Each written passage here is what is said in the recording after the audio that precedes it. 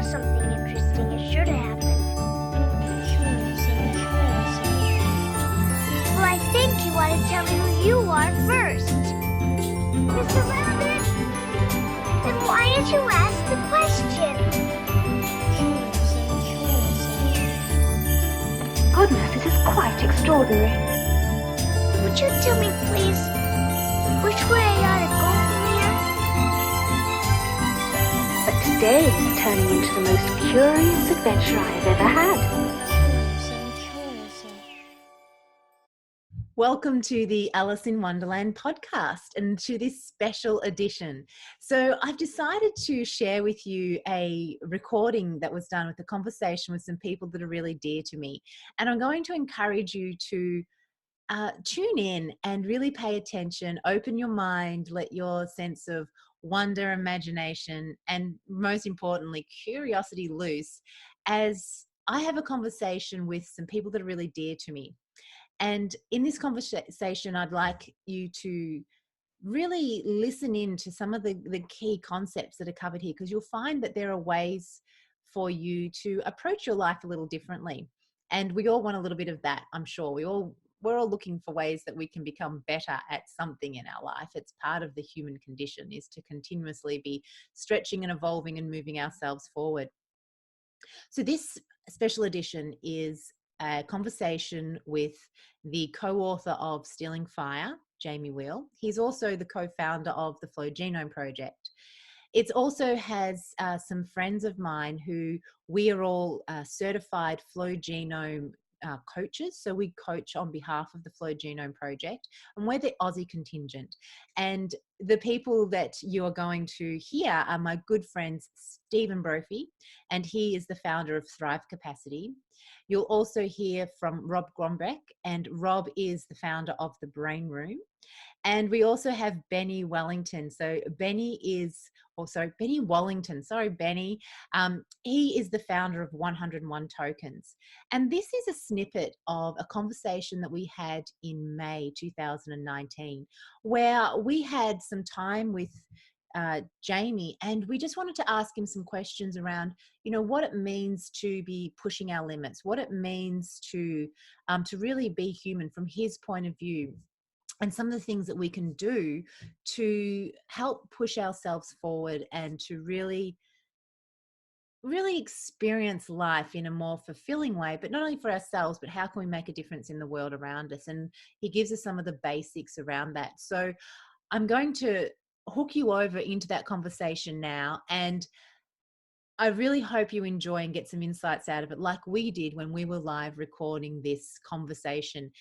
This was a private conversation. It was not going to be on a podcast, but I've decided to make this available because of the gold that is right throughout the conversation with these wonderful people.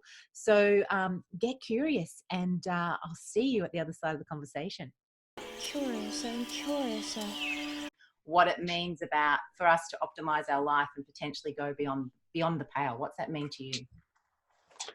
Sure. I mean, I think the simplest is just that, first of all, let's define the pale. The pale is just the fence. It's when, the phrase that we're all used to is to say, when you're beyond the pale, you're kind of outside civilization. You're outside what the neighbors would think or say or do.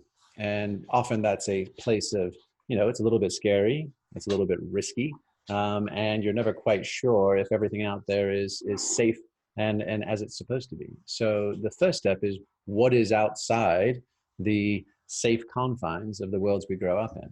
And for many of us these days, what's inside is not necessarily safer or better. And if we take a look at how many of us are living these days, it's with a preponderance of processed foods and high fructose corn syrup. It's with alcohol and nicotine to take our stressors off and kind of release us from the workaday. It's quite often, SSRI antidepressants like Prozac and Zoloft. And when we drink too much coffee and we can't sleep at night because of all the other things going on, we often take things like Ambien. And all of those are inside the pale.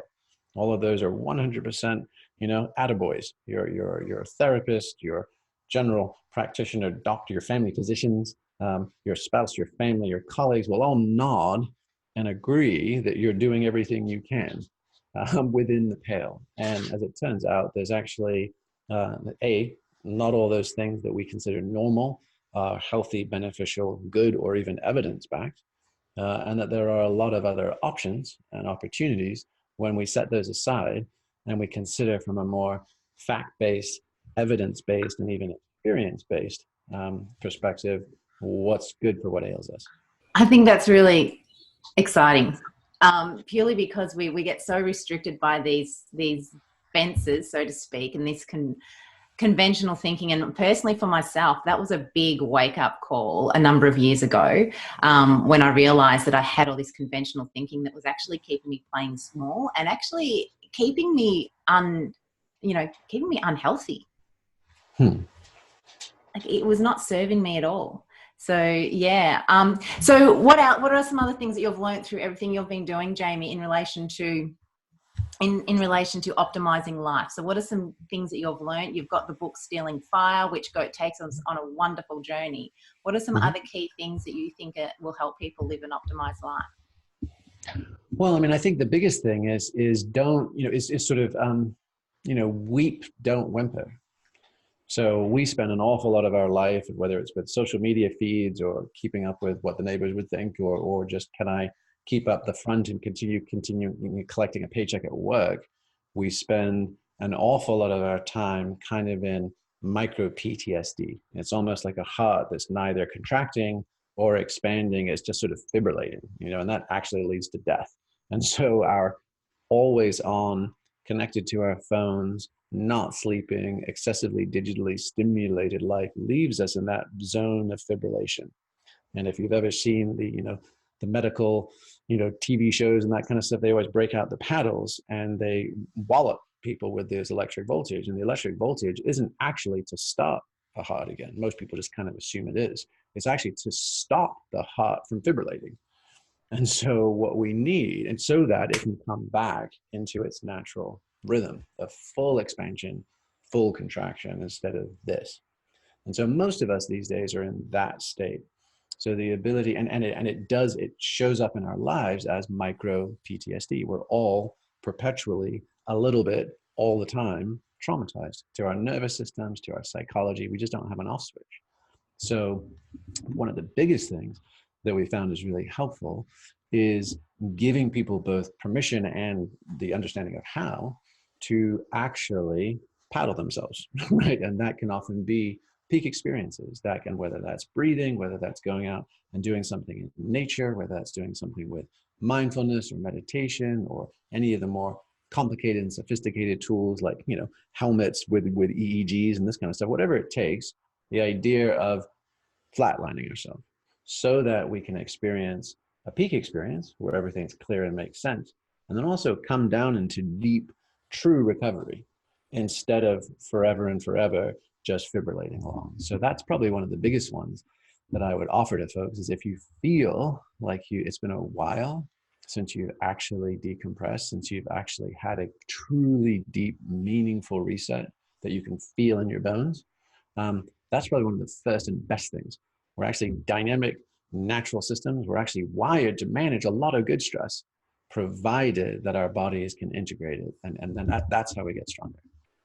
One of the things that I love you said there, and I want to pass this sort of over to Benny a little bit here, is, so people, I notice people find those peak states and they can sometimes get addicted to them and they become a vice. Well, my take is that we can flip our vice. So I'd call that vice optimization. And I think across the gamut of different vices and within the, ridiculous amounts of information that people are throwing at us, one question I'd like to ask yourself is, within the space and within this learning space, you've opened up your heart, your knowledge, and really your arms for us to see where you've come from and all the amazing people that you've learned from.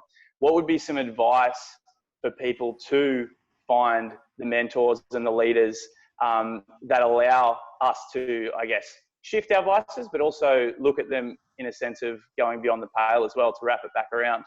Yeah, I mean, there's a much longer list of cautionary tales of whose examples not to follow, because there's a lot of, the classic, Icarus story of just, flying too close to the sun.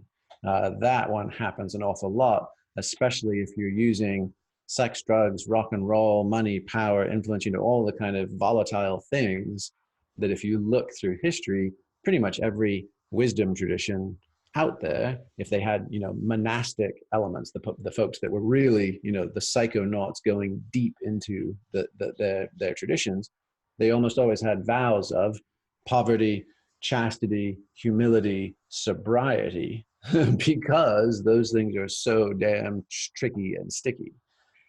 So as far as, good grounding, like folks, I would say get off YouTube, stop watching Joe Rogan and Terence McKenna for a while. And seriously, look, there's a great book by an Oxford anthropologist named Richard Rudgley, and the book is called Essential Substances, and it's a cultural history of intoxicants, all the way from the Neolithic, so Stone Age, what were folks in Europe doing way the hell back in the day before alcohol even spread, all the way to today and our relationship to tobacco and, and how that's changed over the centuries. So the first thing is understanding, hey, none of this is new. So get some historical grounding, get some anthropological grounding, even go back and look at the role of intoxication, in mammals, birds, lots of other creatures, and realize, okay, so now we've got perspective that is deeper than, separate from and deeper than the current conversation around addiction, excess, etc. So now you've got some kind of legs under you.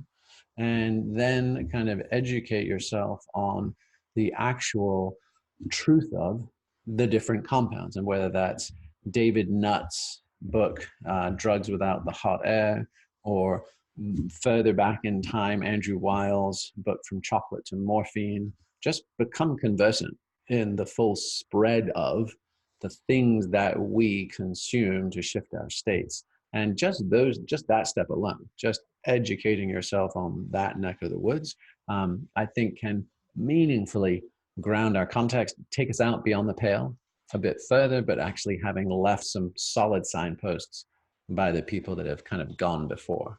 And then if you really wanted to check people to follow, gosh, that is an interesting one. I mean, I'm writing this next book because there aren't that many stories of kind of a grounded approach to some of this kind of stuff, because typically it lifts people off the ground. I think of Tom Robbins, who writes a lot of fiction, like Even Cowgirls Get the Blues and Jitterbug Perfume and that kind of stuff. He wrote interesting stuff in this space, but from a storytelling point of view, so it kind of leaks through into his fiction.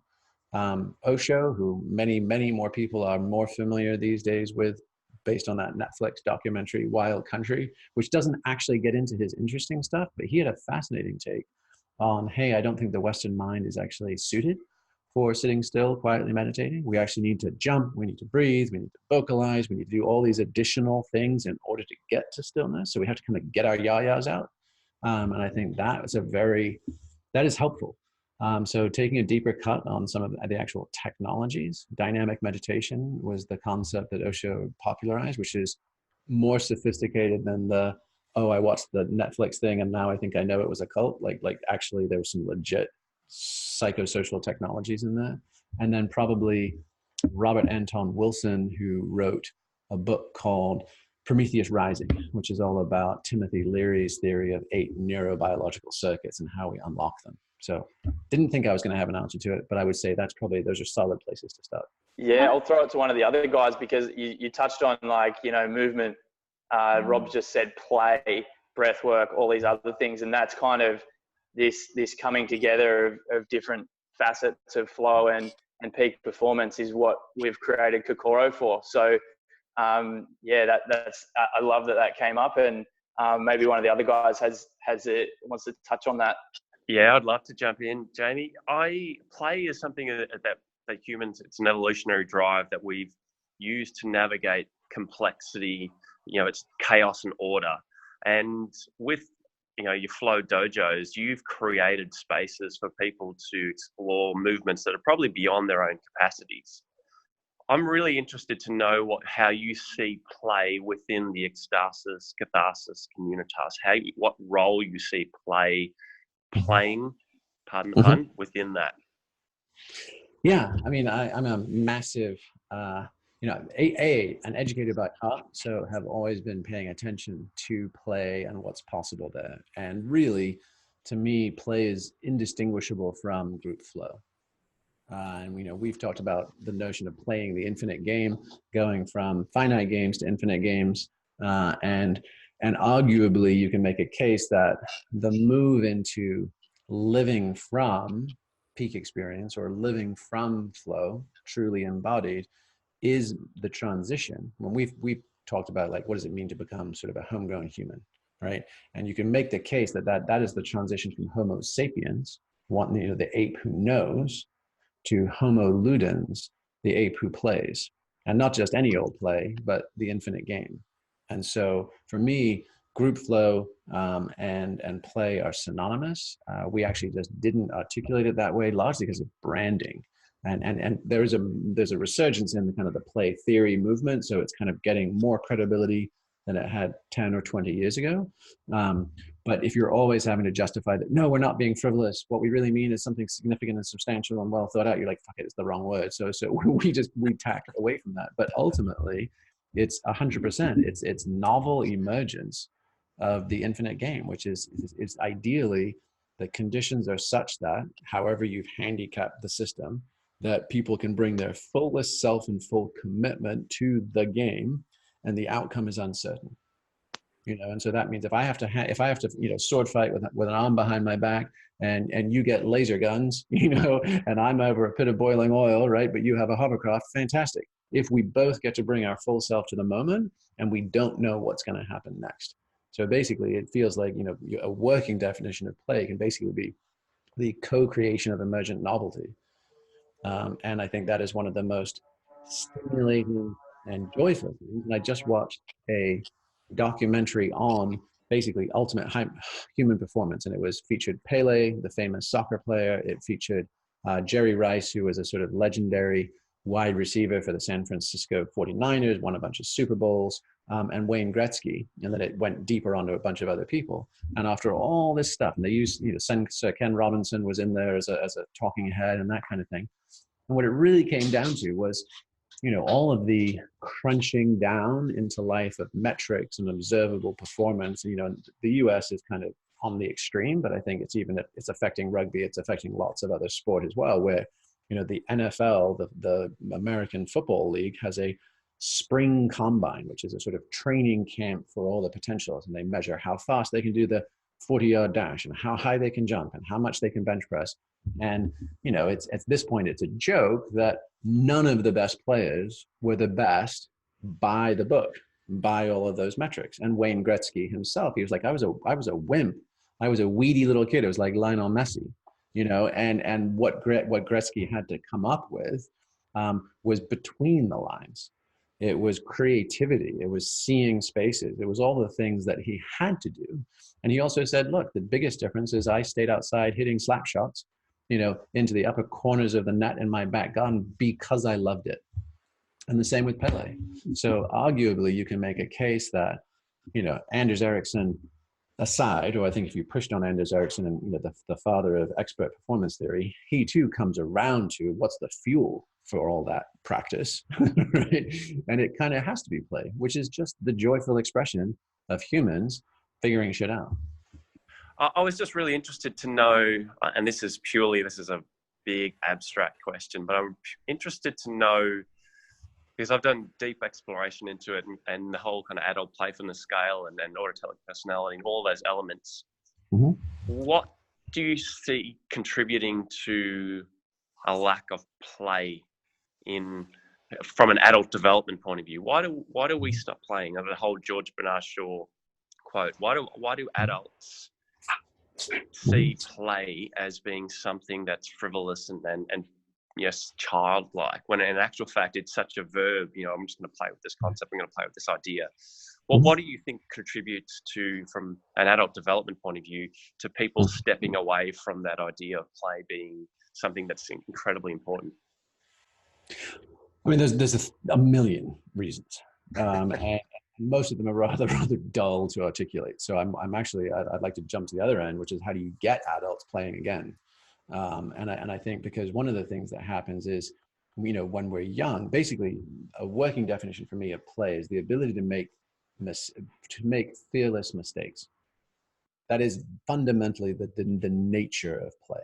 Because if I'm making fearful mistakes, I'm trying to avoid them, and I'm blocking, and I'm hunching, and I'm protecting, right? But if I'm actually flinging myself into it, right, that is a highly functional definition. You realize, well, why are we afraid of mistakes? Well, on the most root level, at the physical level, gravity hurts. So as a kid, you're close to the ground, you have rubber bones, you try things, you flop down, you splat, you skin knees, you bruise yourself, whatever, but that's still all in the service of play. As adults, we get upright, we get rigid, and the first thing to go is we start protecting against the consequences of gravity on the physical level. So we literally become upright, bipedal, walking around. Basically our bodies are just transportation mechanisms for our 3 pounds of gray matter on our heads. So that's the first one that goes. And you see that in posture, you see that in movement patterns of adults, all that kind of stuff. And then you realize, okay, well, what does that look like at the emotional, psychological level? Well, at this point, gravity is more of a metaphor, but what prevents us from playing? And you can almost say that comes to the level of mindsets. We become more fixed as we become more rigid in our physical movement patterns. We become more rigid in our senses of ourselves and who we are. And now I have a fixed mindset.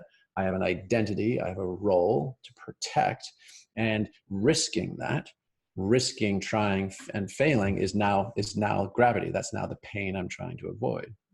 And then on the final level, you could say, okay, if we've got the physical gravity, actually, the law of physics, on the psychological, it's the analog is kind of a fixed mindset. On the spiritual level, well, it's just, at least if that would be the decent third one to put on top, you could say, well, what's the blockage there? What's the blockage for human development at that level? And being playful around the realms of purpose and meaning and, ultimate truths or realities, however we're defining them.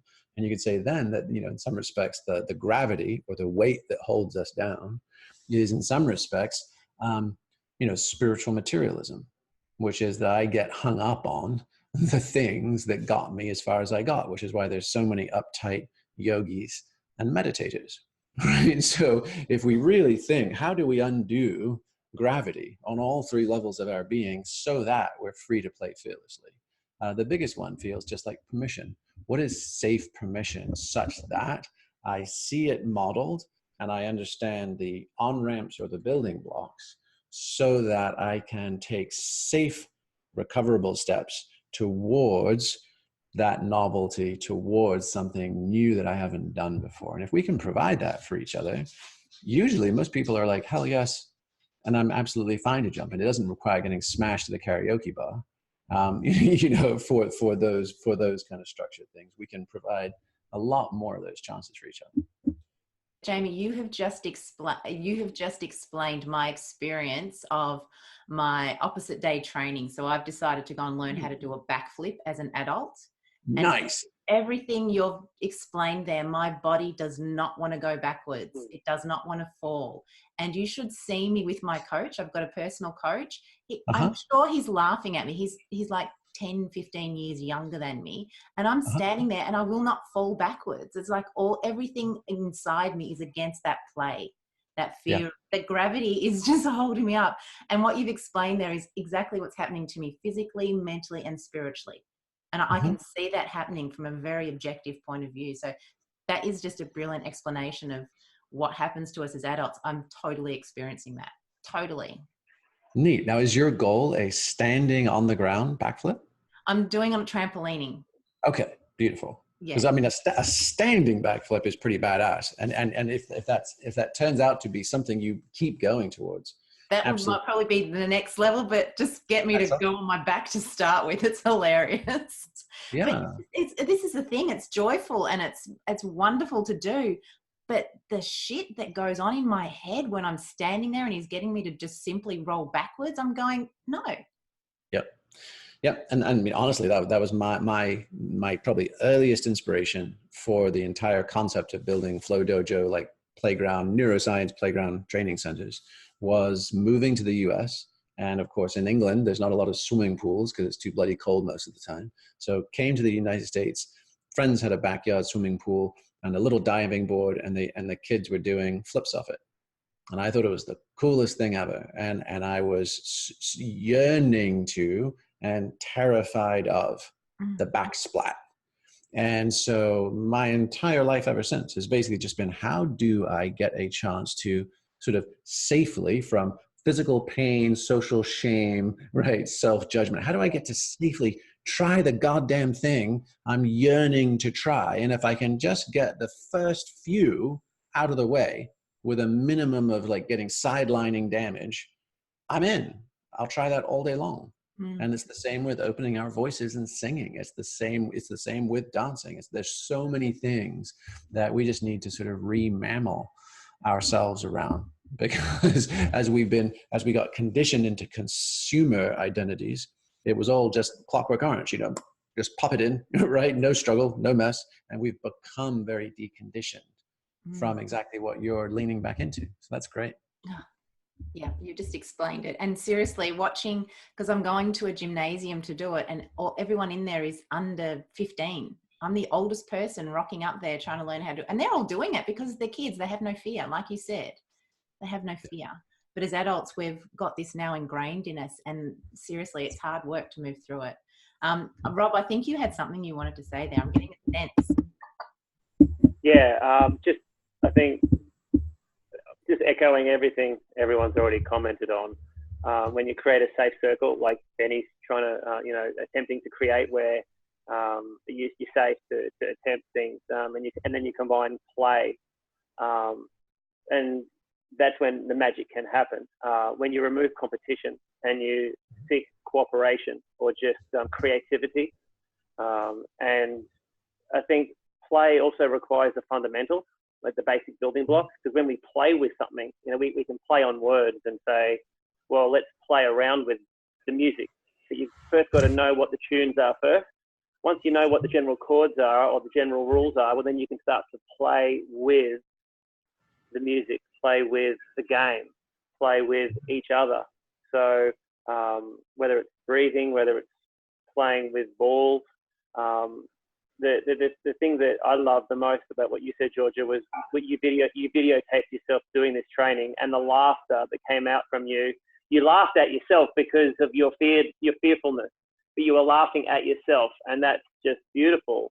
The same thing happened when the first night of 1440, where that emergence game where, Jamie, you put that Bosa ball upside down in the middle of the group, and we were bouncing the ball off each other, and before you know it, there were 8 people doing this weird ass game, and we're pissing ourselves with laughter, moving, paying attention, just doing completely novel things. Where did that come from?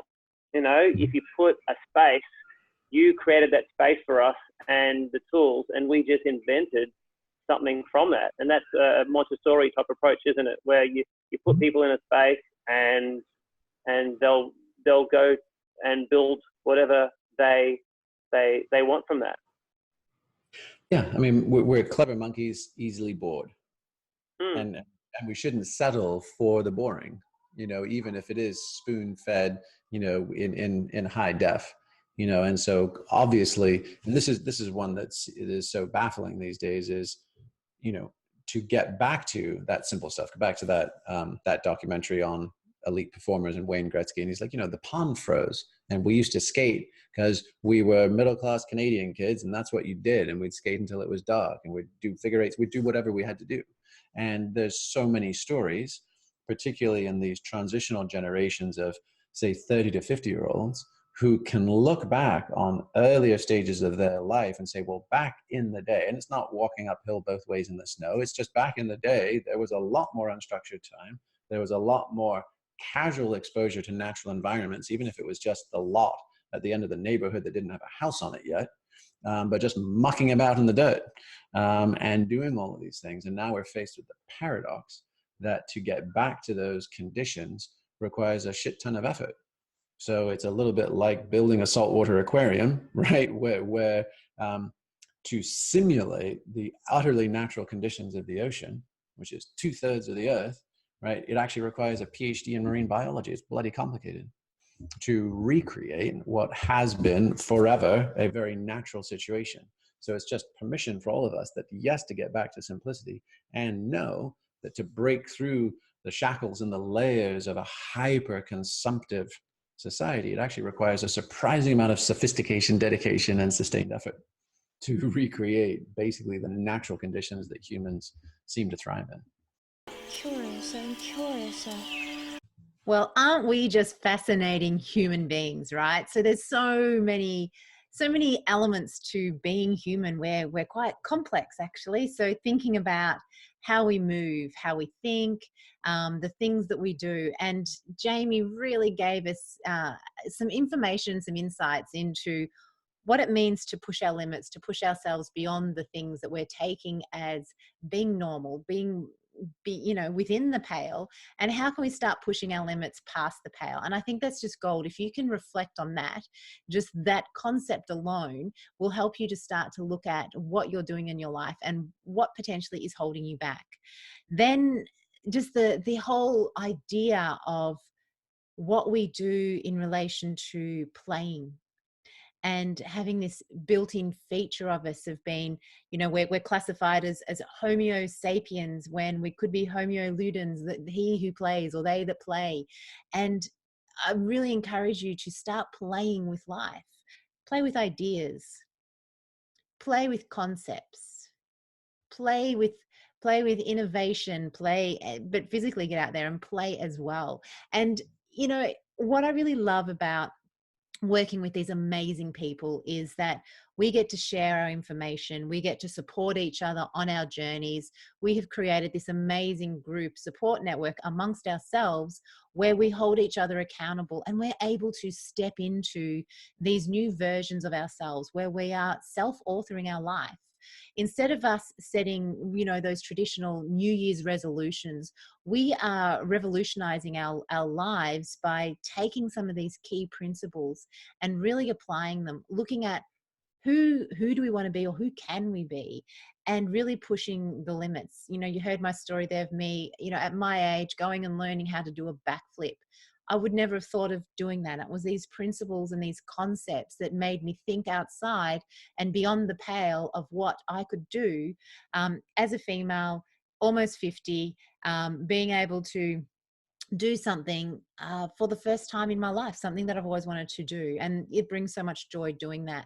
So I'm going to encourage you to think about, what are the things that you do specifically. Here's something that's really interesting. What are the things that you set for yourself at the beginning of every year? So we are coming to a close of 2019 as I'm recording this, and most people will be thinking about 2020 or the next year.